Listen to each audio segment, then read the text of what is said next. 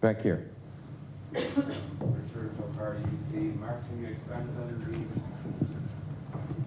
O'Farrell, EDC. Mark, can you expand on the isometrics from Revit and the challenges you had, please?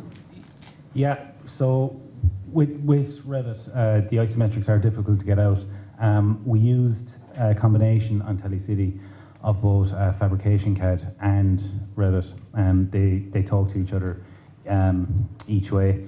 However, it's not as streamlined as we would have liked it. But since then, since the Telecity project, we've actually one of the girls is here today. Stephanie has developed a way in Revit of actually getting the ISOs out the exact same way as we would have in Fabrication CAD by just a small little tweak within the Revit software. So. Okay, who's got question number 2? Okay, so that'll be my opportunity to ask a question of, I think it's Mr. Kirby. So can you talk about the extent of the interaction of the facility management personnel in developing the fabrication drawings? Yeah, so at the very beginning of the project, we invited the facility manager in to look at the original design. And the original design was done in a Revit model, and he sat and he looked at it, and he thought just at a glance, yeah, this is great, guys, I love it, thanks, good luck. So he handed it over to us, and whereas the design looks good, but when you actually try to do a detailed, coordinated, and constructible model, things change. So as the design didn't change, the design intent didn't change, but the actual layouts and the way that we constructed the model changed. And then we brought the facility manager back in and we said, what do you think now? And he was like, oh, no, I don't like it that way. Can we change it? And the key point to that was everyone felt a bit deflated at that point, and there was a lot of BIM rework, but it saved so much time with regard if he walked down site and saw his installation going in, and he saw his chillers going where he didn't want his chillers to go, and he saw his pumps going where he didn't want them to go. So yeah, there was a bit of rework within the BIM environment, but that's what it's all about, you know. And it was we worked with him as early as possible. So.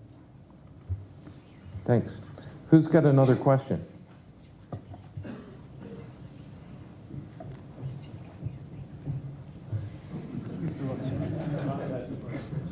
I could shout. There's Shane here. Question to Kieran. Did you use the 2D GAs at all for your teams, or did you move everything to running solely off of the model?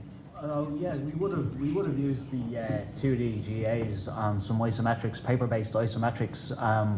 They would have been delivered to site with the spool pieces from the fabrication facility. The BIM boxes and the Navisworks training was an additional element to give that extra amount of detail. There's only so much information you can glean from a 2D drawing, so it gave the guys who are actually fitting each spool piece a more in-depth knowledge of how it was to fit, where it was to go. So with their training, they had a full set of skills that they could navigate the model, they could interrogate properties, they could redline if necessary, just using basic Navisworks skills.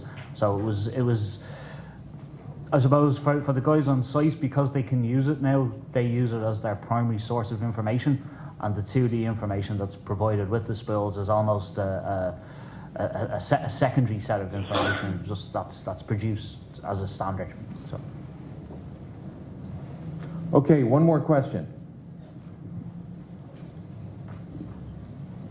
This for Kieran as well. Why did Mercury wait to use IFC till the very end, the export, versus maybe during coordination or something like that? It was part of the BIM execution plan. We had to deliver our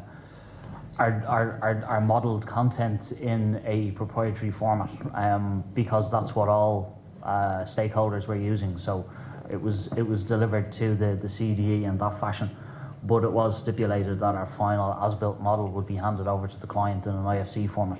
So it was part of the way the project was set up. Okay. I guess we don't have any more. Okay, thank you. So let me ask you all to give our participants, presenters a round of applause.